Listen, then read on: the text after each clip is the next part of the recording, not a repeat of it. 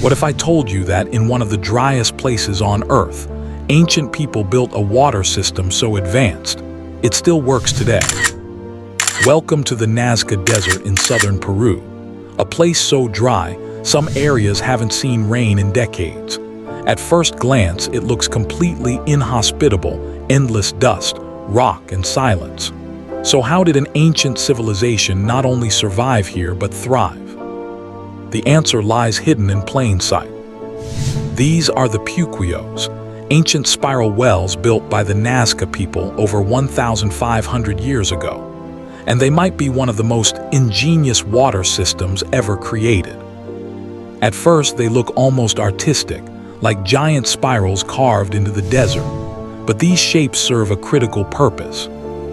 They are access points to underground aquifers, natural reservoirs of water hidden beneath the desert surface. But the Nazca didn't just dig wells.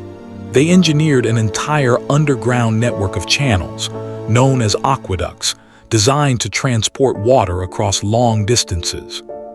Think about that for a moment. No modern tools, no metal pipes, no electricity, just stone, ingenuity, and an incredible understanding of their environment. So how did these spiral wells actually work? The design likely helped funnel wind down into the shafts.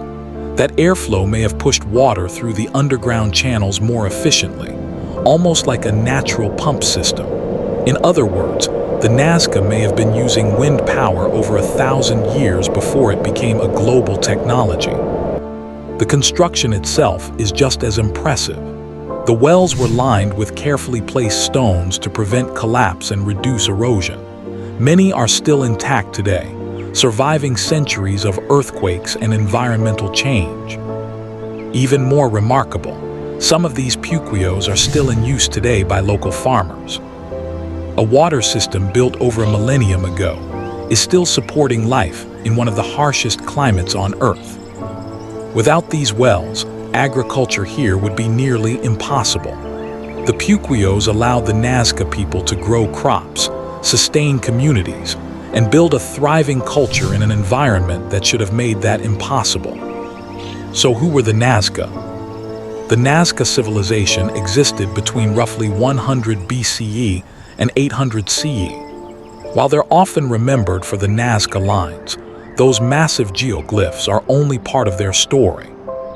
The Puquios reveal something deeper, not just artistic expression, but survival, adaptation, and innovation. And yet there's still mystery.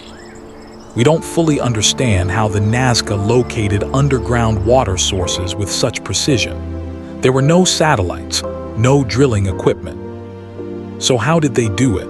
Was it trial and error, generations of observation, or knowledge that has been lost over time?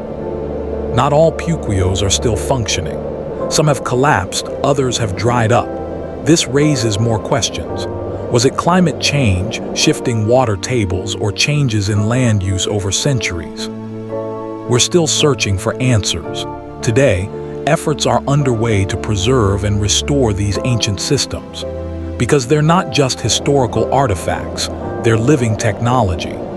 So the next time you think about ancient civilizations, don't just picture monuments or lost cities.